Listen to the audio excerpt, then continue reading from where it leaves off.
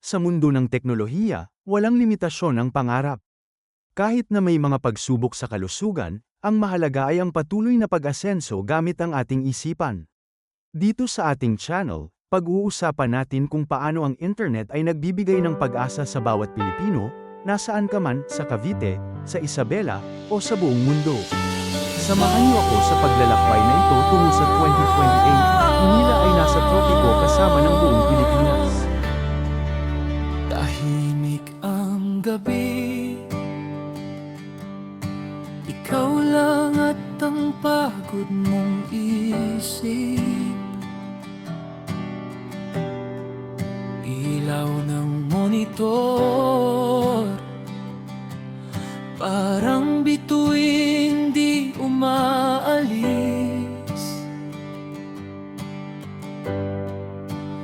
Mga pagkakamaling nakasabi, mga pangarap na nai-delay, pero puso mo hindi basta pwedeng i-erase. May liwanag sa screen, may kinabukasang dahan-dahang darating. Kahit ilang beses kang ma-disconnect, babalik pa rin, hahanap ng signal ang dibdib. May pag-asa sa gitna ng ingay, sa bawat terror may natututunang aral din. Bumangon ka muli, ikaw pa rin ang maglalogin sa panibagong win. Minsan parang quote, di matapos-tapos ang problema. Paulit-ulit load, naghahang sa gitna ng sistema.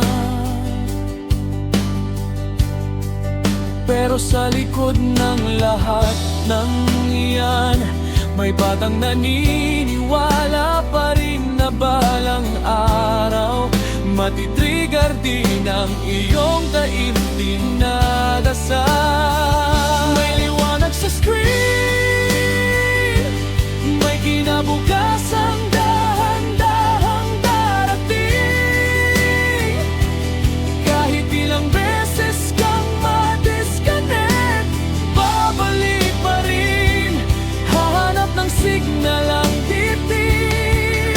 May pag-asa sa gitna ng ingay, sa bawat error may natututunang aral din.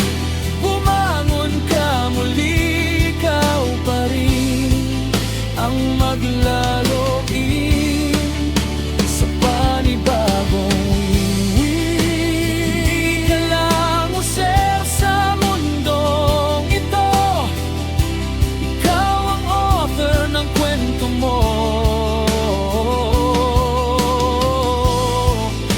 Kung babagsak man ang buong system mo, rebuot lang, huwag kang sumuko.